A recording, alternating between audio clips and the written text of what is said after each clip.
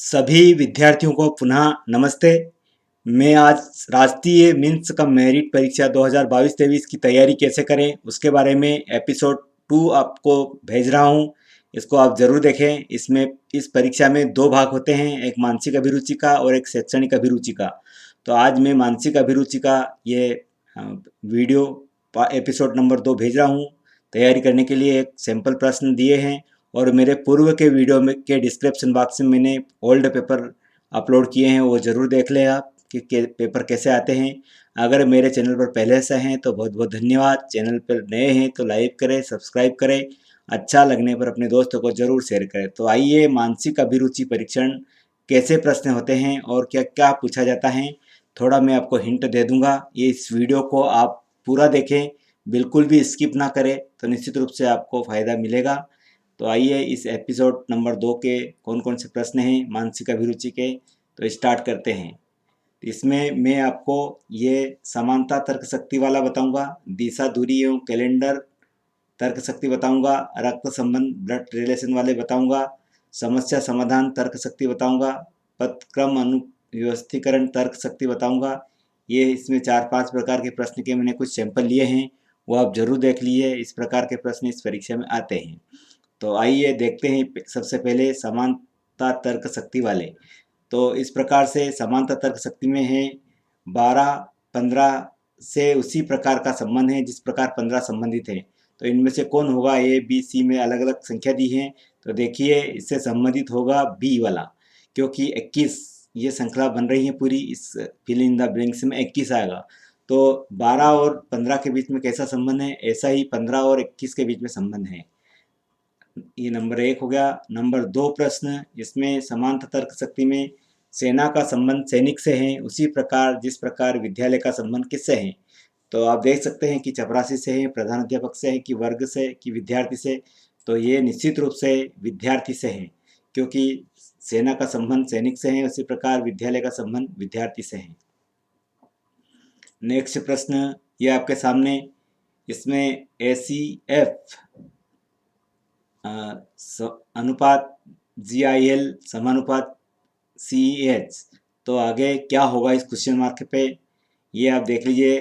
जिस प्रकार से ACF से बना है CIL, उसी प्रकार CHEL से आगे क्या बनेगा, तो ये आंसर आप देख लीजिए जो बी में दिया गया है, IKN बनेगा। इससे आप ABCD लिख करके इस प्रश्न को आसानी से हल कर सकते हैं।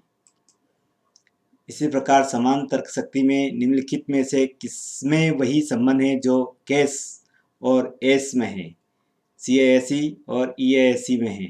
तो ऐसा ये भी ABCD लिख करके आप हल कर सकते हैं। इसमें दोनों का आपस में संबंध कर सकते हैं। PIC के या KPIC में है, कि JIL में, कि IJL है, DOME की MODE में, या इनमें से कोई नहीं है। तो हम देखते हैं कौन सा सही उत्तर है। इसका उत्तर नंबर डी सही है। इसका इनमें से कोई भी संबंध नहीं मिल रहा है। अब इसके बाद जिस प्रकार FI संबंध है LO से, उसी प्रकार PS संबंधित हैं। तो आप आसानी से इसमें खोज सकते हैं कि जो FI से LO बना है तो PS से क्या हो सकता है। तो आइए देखते हैं, PS से VY बनता है, बनेगा। आप ABCD लिखकर उसके क्रम अनुसार संख्या लिख लीजिए और ये प्रश्न आसानी से आप हल कर सकते हैं। इस प्रकार आप दिशा दूरी एवं कैलेंडर तर्क सकती हैं। तो ये थोड़ा सा आपको ध्यान से प्रश्न पढ़ना पड़ेगा, मैं पढ़ के बता देता हूँ। सचिन एवं विनोद परीक्षा के बाद संग्रहालय देखना चाहते हैं। ठीक है, सचिन की परीक्षा 9 अप्रैल को संपन्न हो रही है तथा वही छुट्टी पर 12 अप्रैल को जाएगा। विनोद की परीक्षा 10 अप्रैल को समाप्त हो रही है और उसके बाद वह खाली है। दोनों किस तारीख को निश्चित रूप से मिल सकते हैं? दोनों को काम है, दोनों की परीक्षा है, लेकिन वो दोनों कब फ्री होंगे और कब मिल सकते हैं? 10 अप्रैल को, या 10 या 11 अप्रैल को, या 12 अप्रैल को, या 11 या 12 अप्रैल को। तो इसमें सबसे सही उत्तर इसका है बी, 10 या 11 अप्रैल को मिल सकते हैं। 2 दिन वो फ्री रहेंगे, क्योंकि परीक्षा उस दिन खत्म होने वाली है उसकी। ठीक है, तो इस प्रकार से प्रश्न को ध्यान से पढ़ोगे तो निश्चित रूप से आपको ये समझ में आएगा। दूसरा है, सतीश ने रविवार को एक पुस्तक पढ़ी। सुधा ने वह पुस्तक अनिल से 1 दिन पहले लेकिन सतीश से 4 दिन बाद पढ़ी। अनिल ने पुस्तक किस दिन पढ़ी? अब ये हमें रविवार से पता चलना है। सतीश ने रविवार को एक पुस्तक पढ़ी, उससे ही हमें पूरा एनालाइज करना है। तो इसमें शुक्रवार को पढ़ी, मंगलवार को या गुरुवार को या सोमवार को, तो ये सीधी सीधी बात है, ये उन्होंने शुक्रवार को पढ़ी। उसने लिखा है पहले से ही सतीश 4 दिन बाद, तो रविवार के 4 दिन बाद जैसे भी कौन सा डे आता है उस डे को उसने वो पुस्तक पढ़ी, तो ये एक के दिन पढ़ी। अब हैं 6 मित्र L, M, N, P, Q और एस, जिसमें प्रत्येक की लंबाई अलग अलग है। एन लंबा है क्यू से और पी से, ये दोनों से वो लंबा है, लेकिन छोटा है एम से और पी से। लंबा है केवल क्यू से, जबकि एस छोटा है केवल एल से। निम्न में से कौन सा जोड़ा सबसे लंबे और सबसे छोटे को दर्शाता है? मतलब एक ऐसा जोड़ा है इसमें जो सबसे छोटा और सबसे बड़ा को दर्शाता है। तो आइए देखते हैं, इसमें जो बी वाला प्रश्न है एल और क्यू, ये सबसे बड़ा और छोटे को दर्शाता है। ठीक है। दिशा और दूरी कैलेंडर में भी एक है। एक डाकिया डाकखाना, पोस्ट ऑफिस मतलब, की ओर लौट रहा था, जो कि उत्तर की ओर है। जब डाकखाना उससे 100 मीटर की दूरी पर था, तब वह बाईं ओर मुड़ जाता है और 50 मीटर की दूरी तय करके शांति विला में अंकित पत्र निर्गत करता है। अब वह उसी दिशा में 40 मीटर चलता है, अपनी दाईं ओर मुड़ता है तथा 100 मीटर चलता है। तो अब वह डाक खाने से कितनी दूरी पर है? तो आप एक पेपर लीजिए और उसको जिस डायरेक्शन में चलना है आप बढ़ाते जाइए, लिखते जाइए, तो निश्चित रूप से आपको समझ में आ जाएगा। तो ये प्रश्न इसका है सी। 90 मीटर दूरी है पोस्ट ऑफिस से, डाक खाने से। इसी प्रकार 5 लड़के पूर्व की ओर मुंह करके एक पंक्ति में बैठे हुए हैं। 5 समीर, तुषार एवं शैलेन के बाएं दीपक हैं और समीर, तुषार एवं शैलेन के सुशील के बाएं में हैं। तो शैलेन समीर और तुषार के मध्य में है। यदि तुषार बाएं से चौथा है, तब दाईं ओर से समीर कितनी दूरी पर है? कितनी दूरी पर है? प्रथम पर है, द्वितीय पे है, तृतीय पे, चतुर्थ पे है। तो आइए देखते हैं, ये है चतुर्थ पे। इसी प्रकार ए 10 मीटर उत्तर की ओर चलता है तथा 10 मीटर दाईं ओर चलता है तथा बाईं ओर मुड़ते हुए क्रमशः 5 और 10, 15 तथा 15 मीटर चलता है। अभी वह अपने आरंभिक स्थान से कितनी दूरी पर है? ये भी एक पेपर पे हल किया जा सकता है, उसकी डायरेक्शन में उसको चला करके। तो इसका उत्तर आएगा ए 5 मीटर। इसके बाद रक्त संबंधित blood relation logicals. D B का भाई है, एम बी का भाई है, के एम का पिता है और टी के की पत्नी है। तो बी का टी से क्या संबंध है? बी का टी से क्या संबंध है? अब पिता है टी और बी हैं भाई हैं, तो उसके क्या संबंध होगा? पुत्री होगी, पुत्र होगा या पुत्र होगा, क्या है? तो इसमें से होगा पुत्र या पुत्री, दोनों में से हो सकते हैं। ये संबंध है उनका, क्योंकि वो उनके पिता हुए। अब आगे हैं लक्ष्मी तथा मीरा रोहन की पहेलियां हैं तथा शालिनी मीरा की सौतेली पुत्री हैं। लक्ष्मी शालिनी से किस प्रकार से संबंध रखती हैं? बहन का, सास का, माँ का या सौतेली माँ का? तो यहाँ पर आएगा सी, माँ का। आगे हैं फोटोग्राफी की ओर इशारा करते हुए अरुण ने कहा, वह मेरा भाई के बेटे की पत्नी की पुत्री की माँ है। अब ध्यान से सुनना यहाँ पर, उसके तरफ देखते हुए, वह मेरे भाई के बेटे की पत्नी की पुत्री की माँ है। अरुण उस महिला से किस प्रकार का संबंध रखती हैं? चाचा है, बहू है, चचेरा भाई है कि भाई है? तो इसमें सीधी सी बात है, वो चाचा है।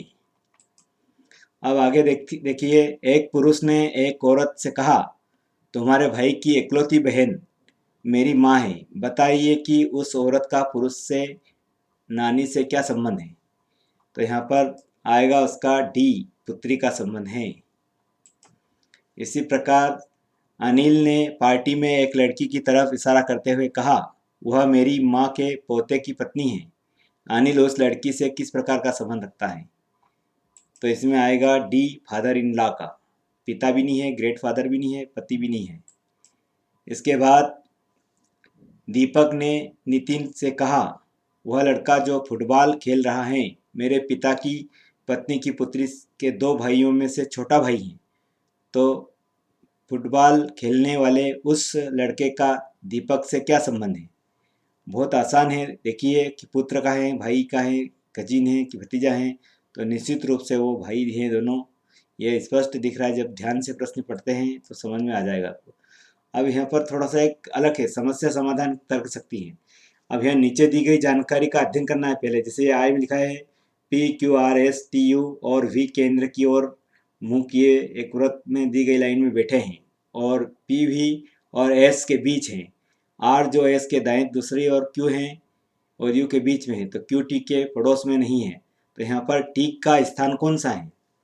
तो आप ध्यान से पढ़ेंगे तो समझ में जाएगा कि टी का कौन सा स्थान है।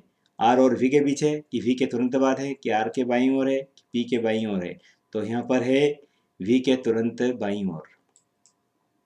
इसी प्रकार से दिया है कि आर और यू के बीच में कौन है। ये प्रश्न पढ़ेंगे, 4 प्रकार के स्टेप है इसमें, ये दिए गए हैं। इनको अगर आप पढ़ेंगे तो समझ में आ जाएगा आपको कि आर और यू के बीच में कौन है। निर्धारित नहीं किया जा सकता कि एस है कि वी है कि इनमें से कोई नहीं है, तो इनमें से कोई नहीं है। इसके बाद अगला समस्या है निम्नलिखित में से सही कथन कौन सा है? सही बताना है यहाँ पर। इन सब दोनों प्रश्न को, चारों को पढ़ के हम देख सकते हैं कि इसमें जो डी वाला कथन है वह कथन सही है। पी एस के तुरंत बाईं ओर बैठा हुआ है। इसके बाद नीचे दी गई जानकारी का अध्ययन कर इस प्रश्न को भी उत्तर आप दे सकते हैं कि इनमें से कौन सा कथन गलत है। 3 सही है, इसमें एक गलत है ना। इनको पढ़ेंगे तो समझ में आ जाएगा आपको। इसमें से ए वाला कथन गलत है। तो दोस्तों ये देखिए पद अनुक्रम वाला, आर से बड़ा एम है और आर से एन छोटा है। क्यू उतना ही बड़ा नहीं है जितना एम है। एम एन आर और क्यू में दूसरे स्थान पर कौन सा है? एम है, आर है, या एम है, आर है कि डाटा अपर्याप्त है? तो इसमें डाटा अपर्याप्त है, दिया नहीं गया है। इसी प्रकार से मोहन प्रवीर से छोटा है, सुरेश प्रवीर से बड़ा है, मिहिर सुरेश से छोटा है परंतु प्रवीर से बड़ा है। उन चारों में सबसे छोटा कौन है? प्रवीर है कि महिर है, मिहिर है कि मोहन है कि सुरेश है? तो यहाँ पर आएगा मोहन सबसे छोटा है। अब इसके बाद एक कक्षा में 35 विद्यार्थी हैं। लड़कियों में सुमन का स्थान तीसरा है। कक्षा में लड़कों के अमित या स्थान 5वां है। कक्षा में सुमन का स्थान अमित के स्थान से एक नीचे है। कक्षा में कौन भी 2 विद्यार्थी का स्थान एक नहीं है। कक्षा में अमित का स्थान कौन सा है? क्या होगा? निर्धारित नहीं किया जा सकता कि 5वां है कि 8वां कि 7वां। तो यहाँ पर स्पष्ट दिया गया है कि उसका स्थान 7वां है। तो दोस्तों धन्यवाद पूरा वीडियो देखने के लिए। इसी प्रकार मैं अगला एपिसोड आपके साथ शेयर करूँगा। तब तक के लिए धन्यवाद। जय हिंद, जय भारत।